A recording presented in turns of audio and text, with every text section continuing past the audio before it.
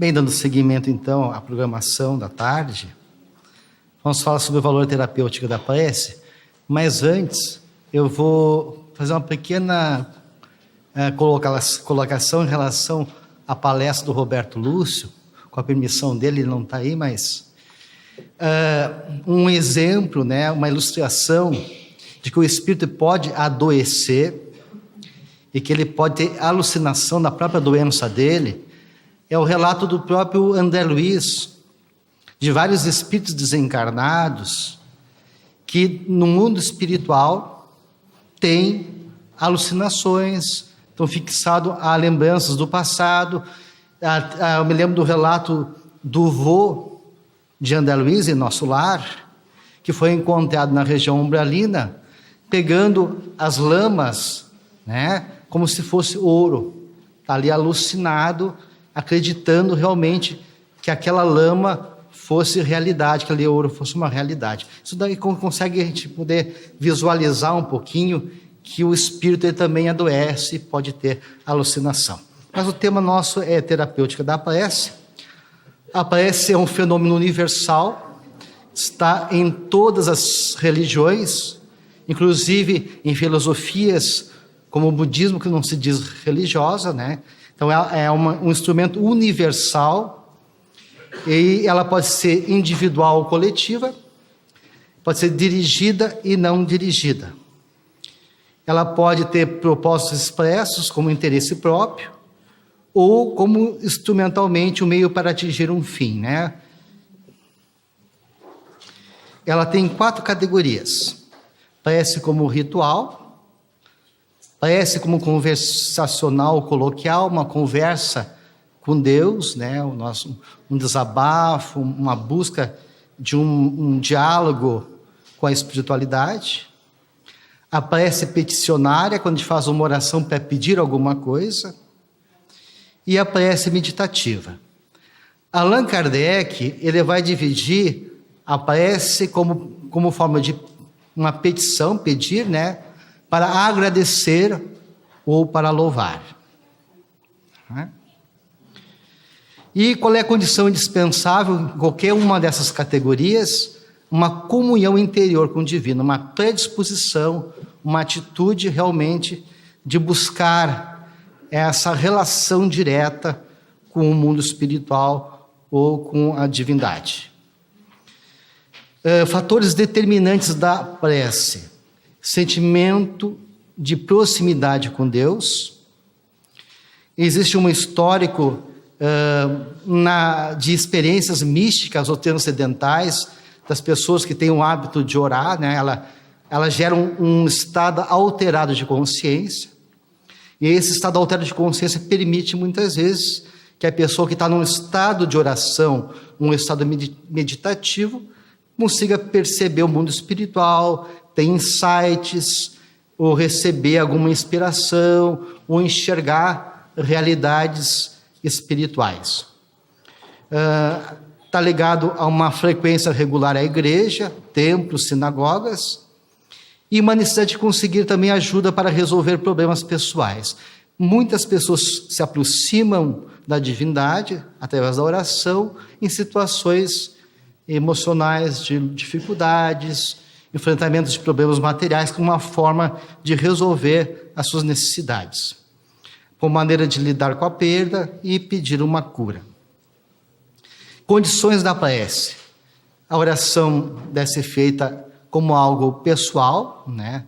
Ela tem que realmente brotar do nosso coração como um impulso de sinceridade, né? Uma das condições que o Evangelho fala, a perdão das ofensas, né? Primeiro concilia-te com teu adversário, para depois buscar a Deus, como uma forma de a gente se livrar desses sentimentos que muitas vezes vão dificultar o nosso diálogo com a divindade, né? A humildade, porque no momento que eu oro a Deus, eu estou dizendo que Ele tem poder.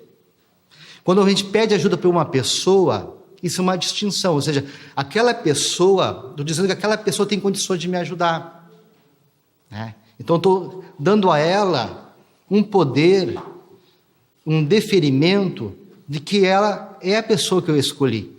Então, é uma atitude também de humildade, dizer que eu não tenho condições de dar conta de tudo e reconheço em Deus esse poder maior de oferecer a mim aquilo que eu necessito. E a resignação, que é a aceitação ativa, né? Não é aquela aceitação passiva. Eu vou fazer de tudo para melhorar as condições, eu vou lutar para superar as adversidades da vida, mas uma atitude também ativa de aceitação. Se a coisa não vir, eu vou enfrentá-la de uma maneira humilde e resignada. Tem um pequeno conto que fala de um grande trabalhador do Evangelho, que ele estava viajando com o seu cão, e ele é uma pessoa que tinha uma fé muito, muito grande por Deus. E era uma pessoa temerária a Deus, e o seu cãozinho, seu animal de estimação, era seu acompanhante, o seu companheiro de viagem, a sua companhia. E no meio do caminho, surge uma grande tempestade. E ele se ajoelha e pede a Deus que Deus amparasse ele, que a tempestade ia ser uma tempestade violenta, né? E ele pede ajuda e confiante, se não, Deus vai me atender, eu vou conseguir algum recurso, algum amparo no caminho que estou percorrendo. E realmente, logo em seguida, ele encontra uma árvore muito frondosa, e ali ele vai se recolher, e quando ele estava se aproximando da árvore, um raio destrói a árvore. Olha, Deus está me reservando algo melhor. E segue adiante. Aí encontra uma caverna. Olha, viu? Aqui está a resposta de Deus. Vou me acomodar nessa caverna, vou descansar. Já estava cansado, enfrentando um vento forte. E ele é atacado por um enxame de abelha, ele tem que sair da caverna correndo. E aí ele segue a viagem, mas começa a ficar preocupado. Opa, cadê essa resposta, né, que eu pedi e não está vindo? E chega num determinado momento do caminho que existe uma bifurcação. E ele percebe que aquele caminho parece ser o mais adequado e vai por aquele caminho, mas o cãozinho não sabe por que vai por outro caminho. E ele não pode perder seu companheiro. E vai atrás do cão e encontra uma casa. Ele, olha, Deus estava me reservando essa casa. Aí ele bate na porta e a pessoa lhe atende de uma maneira agressiva e dispensa ele. Para resumir, ele vai dormir no relento abaixo da tempestade. Ele acorda todo dia de manhã, vê que pegou o caminho errado, retoma o caminho com o animal e percebe que aquela casa que ele procurou acolhida foi assaltada por ladrões, foi queimada e todas as pessoas morreram. Foi informado pelos viajantes e moradores da localidade que aquele caminho que ele queria assumir era um pântano perigoso. E muitos viajantes morreram. Que aquela caverna era um covil de lobos. E a árvore era um ninho de serpentes. Então, na verdade, Deus sempre o protegeu e amparou ele. Mas não como ele esperava. E assim é muitas vezes. Nós pedimos coisas que nós não sabemos realmente se aquilo é o melhor para nós. Então, essa atitude de humildade, resignação, de aceitar, de pedir, mas aceitar o que Deus tem para nos oferecer, é fundamental. Como fazer a prece? Mas quando quiserdes orar, entrai no vosso quarto, estando fechada a porta, orai ao vosso Pai em segredo. E vosso Pai, que vê o que se passa em segredo, vos recompensará. Aqui é a porta interna, né? Muita gente que quer orar para mostrar que é uma pessoa devota, que quer mostrar orgulho, né? Então a oração exige essa postura de internalização, de recolhimento, de uma atitude de receptividade com o mundo espiritual. E quando estiveres orando, se tiveres alguma coisa contra alguém, perdoai-lhe, a fim de que o vosso Pai, que está nos céus, perdoe também as vossas ofensas, né? A ação da prece, a Sônia já falou, o fluido cósmico universal, o nosso pensamento ele se move no fluido cósmico universal. O uso da vontade como uma invocação, a transmissão do pensamento e a ação magnética. A gente forma uma corrente mental movimentando essas energias, esses fluidos, né? À distância, através da oração em favor de alguém ou em favor de nós mesmos.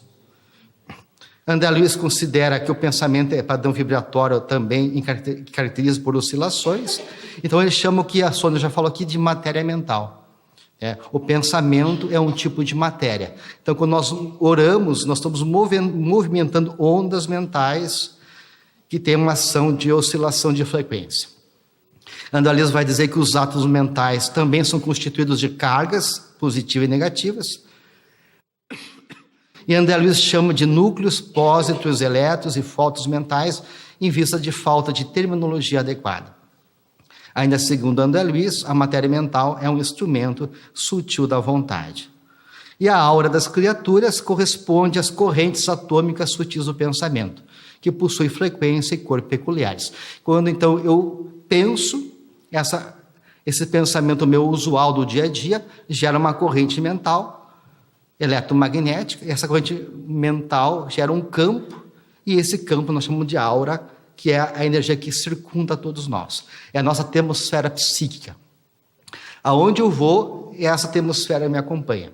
Eu posso ter uma atmosfera de paz, de harmonia, fruto dos meus pensamentos elevados, ou eu posso carregar um campo áurico de energia, de desarmonia, de doença, né? O André Luiz vai falar que as ondas mentais do pensamento se dividem em longas, médias e curtas. As ondas longas são os nossos pensamentos usuais do dia a dia. As ondas médias são pensamentos menos comuns, que exigem atenção, esforço, né, uma atitude reflexiva ou como uma atitude de oração. Quando estão concentrados aqui, ouvindo uma exposição, sair de uma onda longa para uma onda média. E onda curta, que é uma onda de alta frequência, só nos momentos de dores indivisíveis ou uma concentração muito elaborada ou súplicas aflitivas. E André Luiz vai dizer que altíssimas frequências só seres angelicais têm, que diz que ele não consegue entender o pensamento dos anjos ainda, que só os anjos conhecem essa forma de pensar, né? O mecanismo da ação da prece é conexão quântica no local. Né? A prece ela tem esse poder de mais rápido que a velocidade da luz, né? Chegar onde precisa chegar. As pessoas têm uma percepção também não local e a distâncias. Eventos ciclônicos, né? Chamado princípios conectivos não casual. E as pessoas sentirem a presença, de terem sincronicidade durante processos de orações, e a intencionalidade, que é a ação da vontade, o impulso do pensamento para o objetivo da oração. Na cura à distância, a intenção consciente está envolvida para estabelecer e manter correlação entre sujeitos, a pessoa que reza e a pessoa a quem é dirigida a oração. Então, a oração tem um endereço. Quando eu oro para alguém, eu estou emitindo essa partícula mental, e essa partícula mental carrega o sentimento que eu emito. O sentimento ele dá a qualidade dessa carga mental. Eu posso emitir um pensamento de ódio, de raiva, então ela carrega uma ação cáustica, uma ação destrutiva, de doença, ou através da oração eu emito aquela onda mental carregando aquela energia, aquela carga emocional de paz, aquela balsamizante, curadora, tonificante, que vai alcançar a pessoa e gerar um estado de bem-estar à pessoa que recebe a minha onda mental, né? André Luiz vai, através do livro No Mundo Maior, em que o instrutor espiritual Calderaro, ele vai dividir os 3 andares da mente, né? Consciente, consciente e superconsciente. Mais tarde, Paul MacLean, ele vai também trazer essa divisão do cérebro trino, que ele apresentou, elaborou em 1970, depois de André Luiz, e apresentou do seu livro em 1990, e que realmente traduz a evolução filogenética. O nosso cérebro ele foi evoluindo em camada. A camada mais primitiva, que é o cérebro reptiliano, que é o cérebro dos répteis, depois vem o cérebro emocional, e depois o neocórtex, que é a parte mais elaborada do nosso cérebro, ligada à razão, à inteligência, sendo o lobo frontal a parte mais importante. Aqui André Luiz vai dizer, o Calderaro, na obra de André Luiz, que mora as metas ideais superiores. No córtex motor, a vontade. e lá no inconsciente os impulsos, no gânglios da base, os impulsos instintos do passado. Quando eu oro, quando eu aumento a minha onda mental para uma frequência mais alta, me dirigindo a Deus, eu vou ativar o superconsciente, onde está essas metas e ideias superiores. Então a oração, ela ativa dentro de mim, dentro de nós, os elementos mais profundos, mais nobres do ser humano. O impulso de crescimento, de evolução, que está ali no superconsciente, que representa o futuro, o processo evolutivo nosso. André Luiz vai dizer que só ocupamos 10% da possibilidade do lobo frontal, que dormita ali uma série de potencialidades do homem do futuro, como telepatia e outras possibilidades mais, né? Então, a oração, ela tem um poder, como já falamos aqui com a meditação, de regenerar as células físicas, né? E de ativar as ideias iluminativas, os nossos fatores morais. O valor da prece, Allan Kardec fala em A Gênese, que todos os casos de obsessão, a prece é o mais poderoso meio de que se dispõe para demover dos seus propósitos maléficos o obsessor. Então a oração tem um poder enorme de afastar as cargas obsessivas, as cargas perturbativas, que como ela cria uma ressonância, quando eu oro, eu vou criando uma ressonância da minha onda mental, só o fato de orar já provoca um relaxamento do meu sistema nervoso, do meu sistema muscular, gera um bem-estar, e essa reverberação da minha aura, né, que vai gerar uma ampliação do meu perispírito, que se chama o efeito balão, né, o efeito balão que os médicos sentem quando estão em concentração, parece que dilata o perispírito, nos colocando em receptividade ao mundo espiritual, ativando os centros de forças para a mediunidade.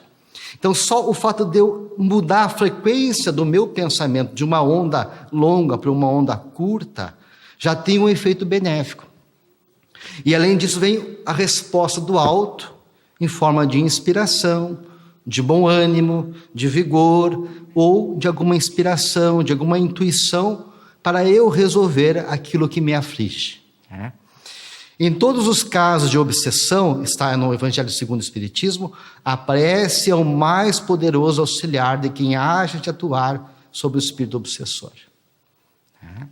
Então é um instrumento extremamente poderoso e que muitas vezes nós não usamos como nós poderíamos, com todo o poder que essa prática pode oferecer. André Luiz vai dizer em Mecanismos da Mediunidade que ela constitui-se na fórmula básica da renovação íntima, porque ela vai atuar naquela parte da meta superior do superconsciente que falei para você, pelo qual o divino entendimento desce do coração da vida para a vida do coração. Ele vai dizer que de essência divina, a prece será sempre o reflexo positivamente sublime do espírito, em qualquer posição, por obrigá-lo a emitir de si mesmo os elementos mais puros de que possa dispor. Então a oração, ela acende aquilo que foi falado aqui, o self, né? A consciência divina. Ela ativa o que nós temos de melhor, ela movimenta elementos divinos dentro do nosso mundo interno. De qualquer modo, em qualquer situação, a oração é o mais elevado toque de indução para que nos coloquemos para logo em regime de comunhão com as esferas superiores. Os raios divinos, expedidos pela oração santificadora, convertem-se em fatores adiantados de cooperação eficiente e definitiva na cura do corpo, na renovação da alma e iluminação da consciência. Toda prece elevada é manancial de magnetismo criador e vivificante. E toda criatura que cultiva a oração com o devido equilíbrio do sentimento transforma-se gradativamente em foco radiante de energias da divindade. Então a pessoa que tem um hábito de orar, e que ela consegue manter esse estado de frequência de onda mais elevada, ela vai naturalmente ser um foco de luz, porque ela vai expandir raios de energias santificantes, de magnetismo curador. E se ela mantém aquele hábito de oração diário e de uma oração sincera e verdadeira, ela se torna um cooperador da espiritualidade, porque a oração dela é um instrumento de cura que a espiritualidade utiliza dos raios mentais que ela emite para atender pessoas em hospitais, para socorrer espíritos necessitados, para movimentar energias curadoras que ela despende com a oração em apoio, em auxílio a pessoas e espíritos. Emmanuel, em Pensamento e Vida, vai dizer que a prece impulsiona as recônditas energias do coração, libertando-as com as imagens do nosso desejo, por intermédio da força viva e plasticizante do pensamento. Então, realmente, a oração tem uma força poderosa, porque move essa energia mental, que vai gerar uma série de processos transformadores dentro do nosso mundo interno. E continua Emmanuel: pelo divino circuito da prece, a criatura pede o amparo do Criador. E o Criador responde à criatura pelo princípio inelutável da reflexão espiritual, estendendo-lhe os braços eternos, a fim de que ela se erga dos vales da vida fragmentária para os cimos da vida vitoriosa. Então, realmente, a oração nos possibilita renovar as nossas energias, renovar o bom ânimo, nos dá coragem, nos dá vigor espiritual e também vigor físico. Então, a prece, às vezes, a gente está abatido, estamos um pouquinho depressivo, e basta nós elevarmos o pensamento, já há toda essa movimentação do nosso campo mental, e isso vai gerando, então, essa mudança desse estado íntimo, renovador, transformador, que nos tira de um estado perturbativo para um estado de melhoria, de reconforto, de fortalecimento. Os pensamentos, que são a energia da mente, influenciam diretamente a maneira como o cérebro físico controla a fisiologia do corpo. A energia do pensamento pode ativar ou inibir as proteínas de funcionamento das células. É aquilo que já colocamos na primeira exposição. O que serve para a meditação serve também para a oração. A oração movimenta os neuropeptídeos, os neurotransmissores, altera o funcionamento dos órgãos, gera uma série de alterações bioquímicas que vai favorecer a nossa cura. Elas modulam a imunidade, seja por condicionamento psicológico, elas atuam na nossa personalidade, ela nos ajuda a nós lidarmos melhor com as situações da vida e melhora a resposta emocionais ao estresse. A pessoa que ora, ela tem maior capacidade, mais resiliência, mais capacidade de enfrentar as dificuldades da vida. A influência da prece e da devoção religiosa entre adultos e idosos. Isso é uma pesquisa que foi feita pelo Harold Koenig. Ele conclui que a pessoa que ora tem mais disposição de ânimo, mais satisfação com a vida, menos ansiedade, menos solidão, mais bem-estar emocional e maior capacidade de lidar com a tensão.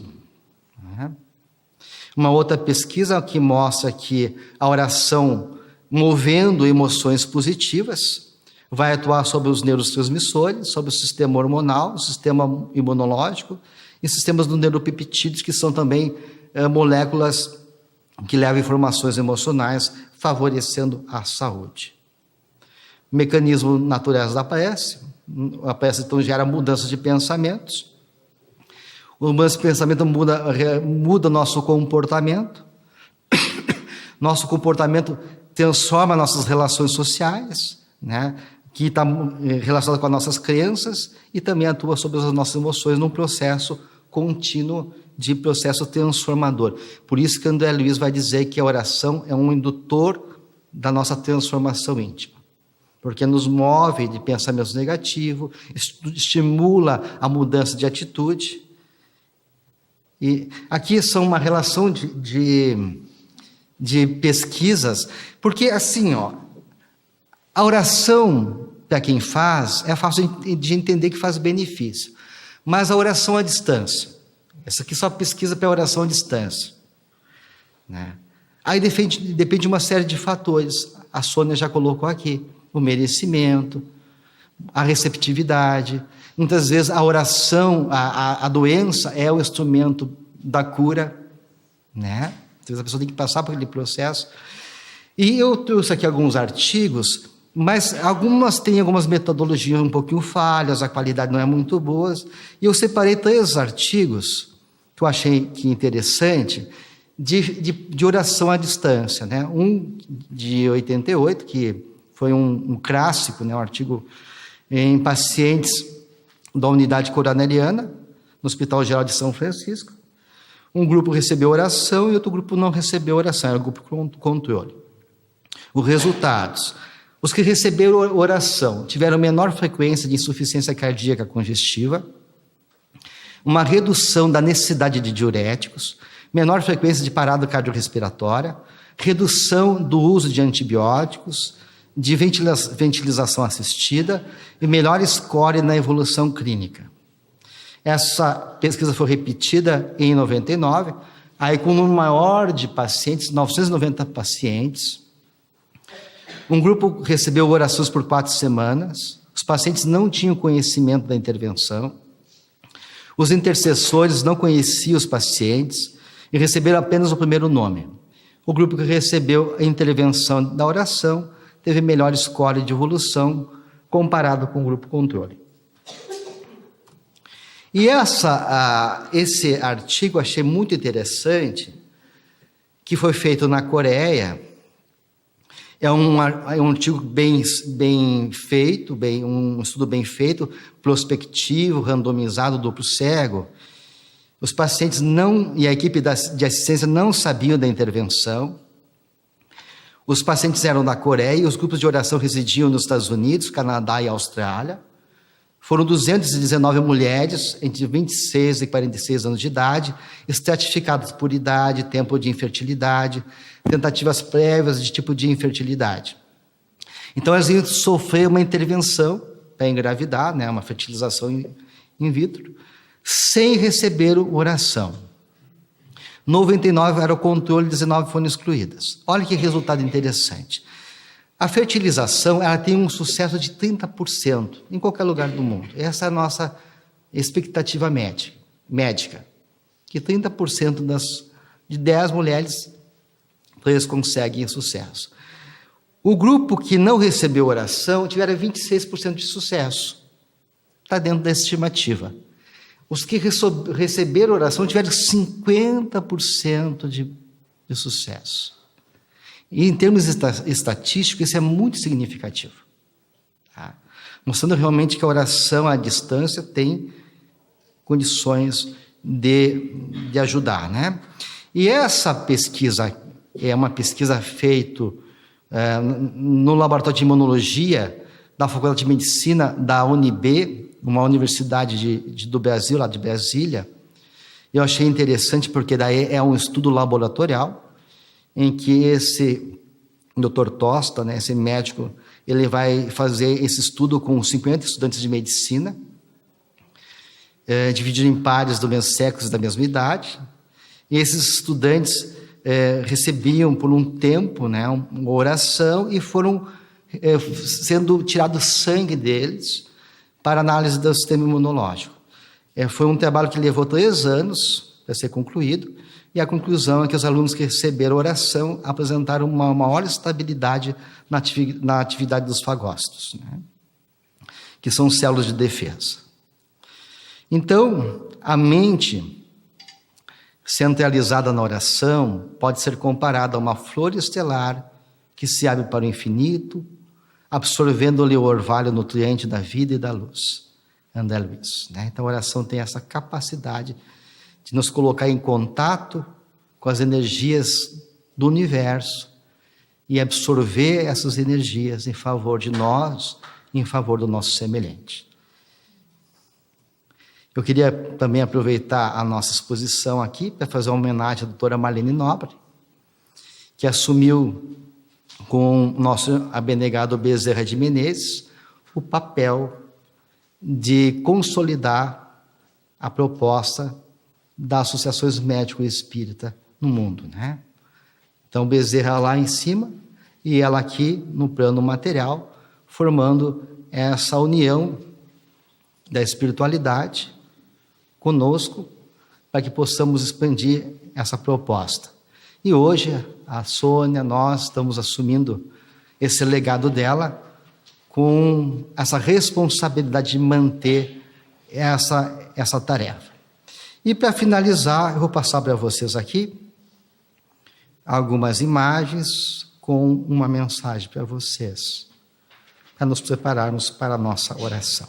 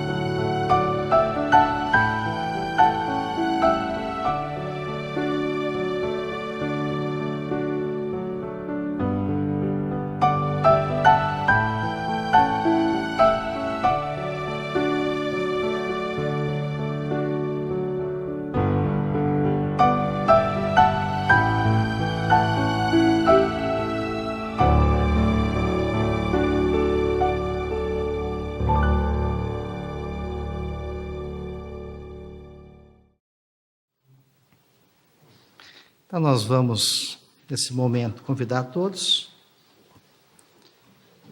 para juntos unirmos os nossos pensamentos em oração.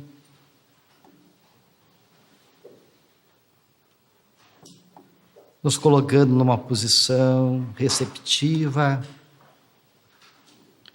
elevando as nossas ondas mentais, movidas pelo nosso sentimento de fé, de amor, a Deus nosso Pai. Queremos, Senhor, agradecer pela vida, pela oportunidade de estarmos aqui reunidos nessa família espiritual, Senhor. Compartilhando do Teu amor, da Tua luz, do amparo dos Teus benfeitores e benfeitoras. Ampara, Senhor, os nossos corações. Renova, Jesus, as nossas energias. Estenda Tuas mãos dadivosas sobre cada um de nós, para que tenhamos o bom ânimo, a fé e a firmeza em nossos propósitos de trabalho. Te pedimos, Jesus, por toda a humanidade, por todos os governantes, por todos os países, pela paz do nosso planeta.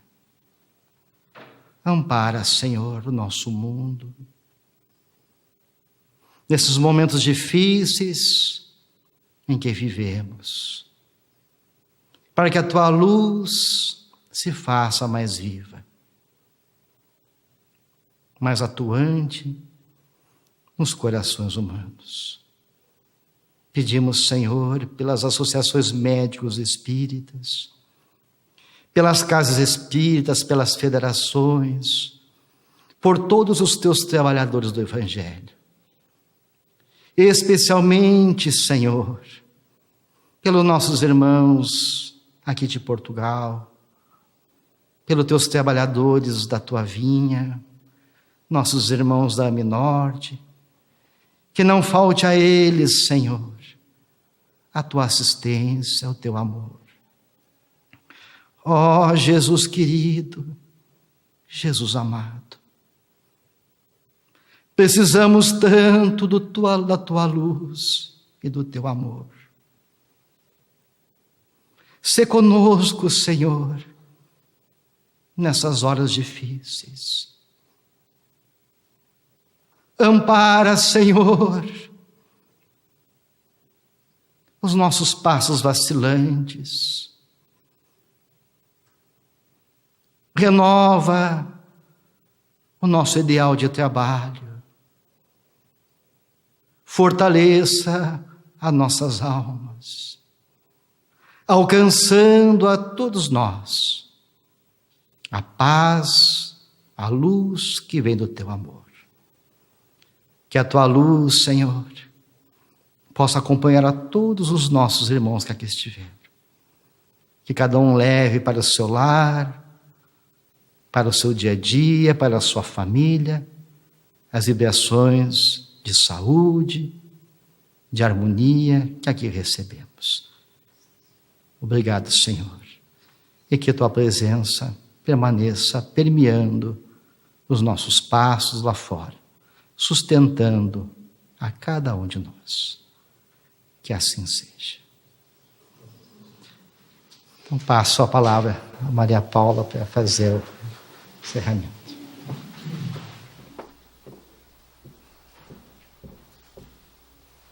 Cabe-nos dizer boa noite a todos, encerrarmos estas jornadas, este seminário, dizer que tudo faremos para prosseguir, que para o ano, com certeza, que Jesus nos dará a oportunidade de novo reencontro para prosseguirmos com estes estudos e com estes ensinamentos.